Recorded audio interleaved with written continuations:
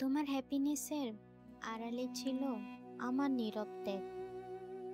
তুমি হাসলে আমি হেসে ফেলতাম, যদিও ভিতরে ভাঙা থাকতাম। তুমি জিতলে আমি উল্লাস করতাম, যদিও আমার নিজের যুদ্ধগুলো ছিল হেরে যাওয়া। আমি চাইনি তুমি বোঝো আমি কতটা কষ্টে আছি, কারণ আমি জানতাম তুমি তখন সেটা কাঁদে নিবে, আর আমি সেটা চাইনি। আমি চাইতাম তুমি হালকা থাকো।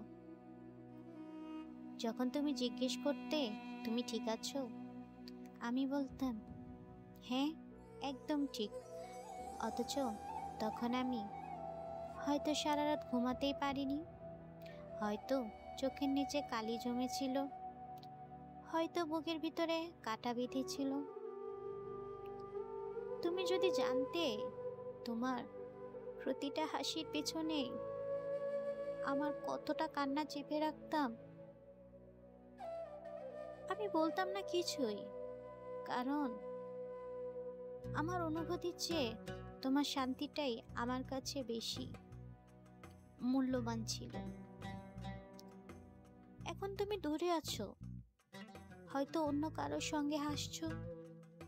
আমি আবারও হাসি মুখে বলি, তোমাকে দেখে ভাল লাগছে, কিন্তু জানো আমি সেই আগের মতো কষ্টগুলো লুকিয়ে রাখি, কারণ আমার ভালোবাসা কখনো সত্য সার্পেক ছিল না। আমি চাইনি তুমি শুধু থাকো, আমি চেয়েছিলাম তুমি সুখে থাকো।